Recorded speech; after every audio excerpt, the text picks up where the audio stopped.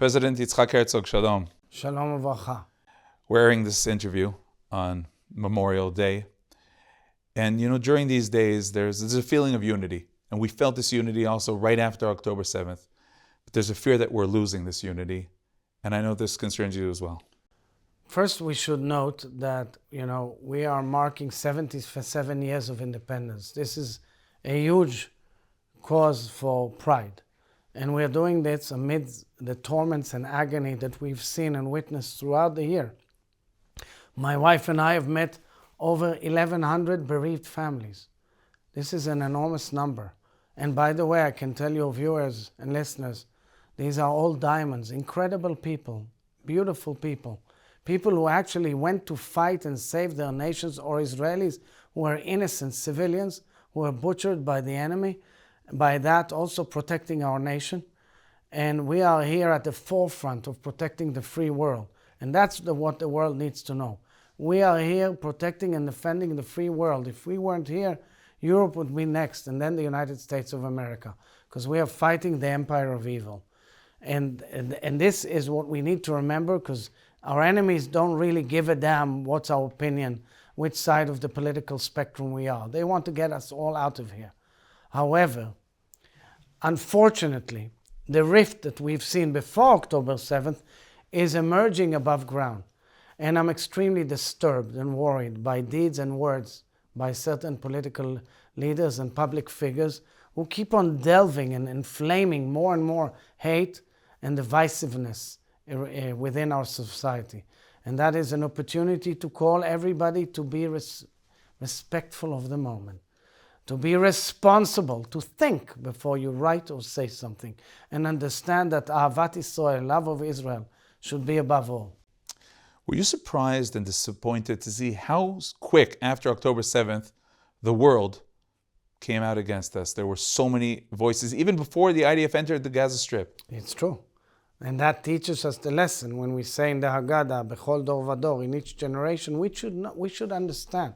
We should be realistic. Of course, we are a dignified member of the family of nations. I speak almost every day to another world leader, privately or officially, and there's a lot of respect for what we've done in this war, our great achievements. But in the public arena, we have huge problems and challenges which we need to face together. We need to develop much better tools of combating anti-Semitism and hate, and also much better tools of presenting our case.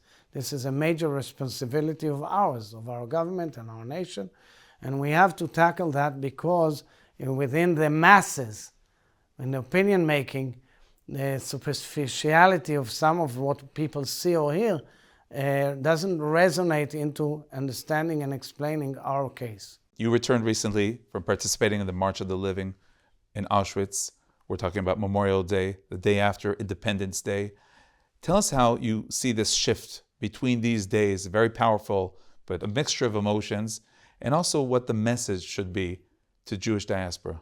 So I would say, of course, that we have a lot of things to be proud of. We are an incredible people, incredible nation, which went through the worst of torments.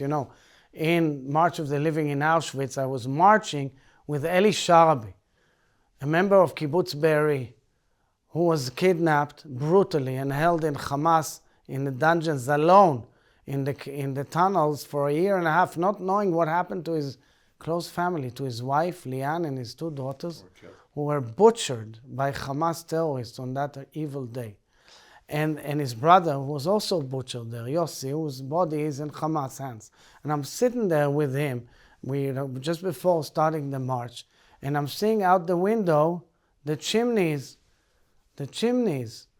And I'm thinking to myself, the crematoriums, and we are talking to Eli Sharabi, and of course we agreed that there's nothing to compare to the Holocaust, but yet the fact that we are going through such agony, pain, and torture speaks to itself. So we are, on the one hand, very proud of what we are. We are a zestful nation and a fighting nation. We have so much to contribute and do good to the world. And on the other hand, we must be strong and tough. I want to thank our great allies in the United States and elsewhere in the world. I want to thank President Trump for his incredible support to the State of Israel. we should always remember and understand that out there in Tehran and its proxies, they're working extra hours to annihilate us, and we should be there to defend ourselves with the incredible young generation that we have, and I'm honoring on Independence Day, but also look forward. Always strive to have peace, always strive to change the region towards a peaceful atmosphere, always strive to do good, and always strive to be a strong, vibrant, successful democracy. President Yitzhak Herzog, thank you very much. Yom Ha'atzmaut Sameach. Thank you very much. We are also the homeland of all Jews around the world, and it is an opportunity to send my warmest message and regards to our sisters and brothers in the diaspora. Am Yisrael Chai.